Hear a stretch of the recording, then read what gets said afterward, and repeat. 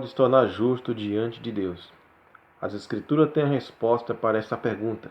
Gálatas capítulo 3, verso 11. É evidente que pela lei ninguém será justificado diante de Deus, porque o justo viverá da fé. O apóstolo Paulo escreveu esta carta combatendo os mestres judaizantes que estavam transtornando o evangelho de Cristo e ensinando salvação pelas obras em guardar a lei moral de Deus.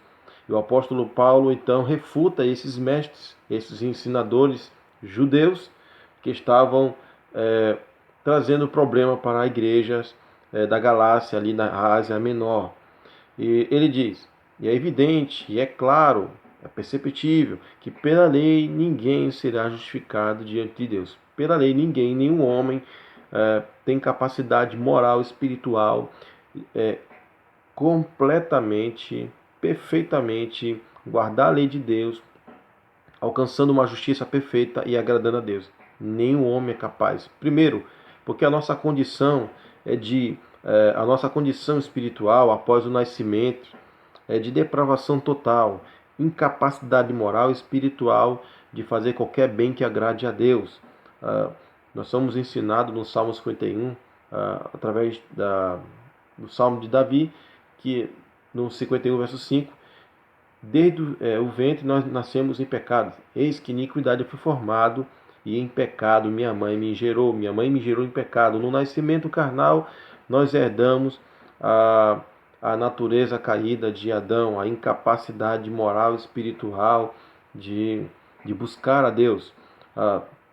Isaías, no capítulo 1, versículo 6, ele diz que desde a planta do pé ao da cabeça não há coisa sã.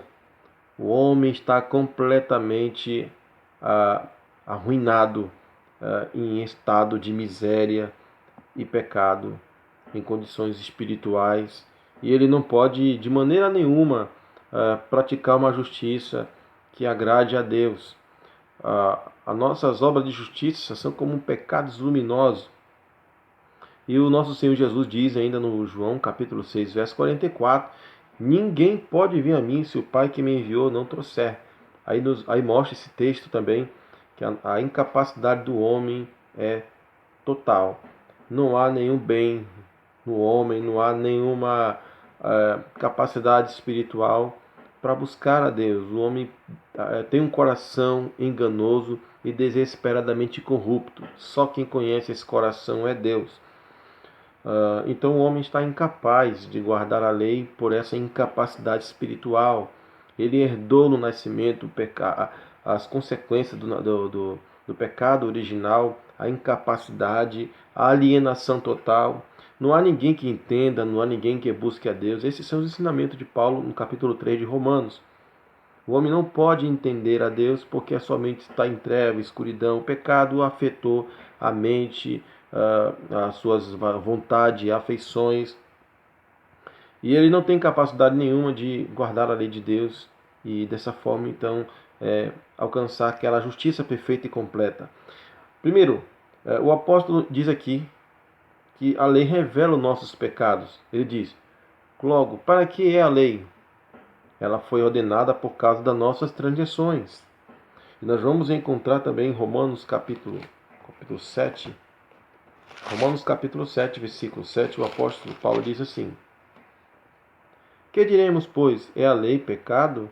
De modo nenhum. Mas eu não conheci o pecado senão pela lei, porque eu não conheceria a concupiscência se a lei não dissesse, não cobiçará. A lei foi dada para revelar a nossa natureza pecaminosa, revelar os nossos pecados. A lei é como um espelho que mostra como nós estamos diante de Deus. Então, ele diz aqui, nenhum homem nascido de mulher, nascido em pecado, conseguiu alcançar a justiça pela lei.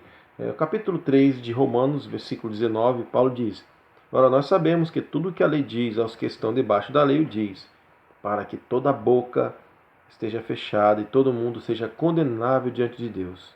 Por isso, nenhuma carne será justificada diante dele pelas obras da lei, porque pela lei vem o conhecimento do pecado. Aqui nós estamos diante de mais uma passagem que mostra que o homem não tem capacidade nenhuma de guardar a lei e dessa forma alcançar uma justiça perfeita e completa.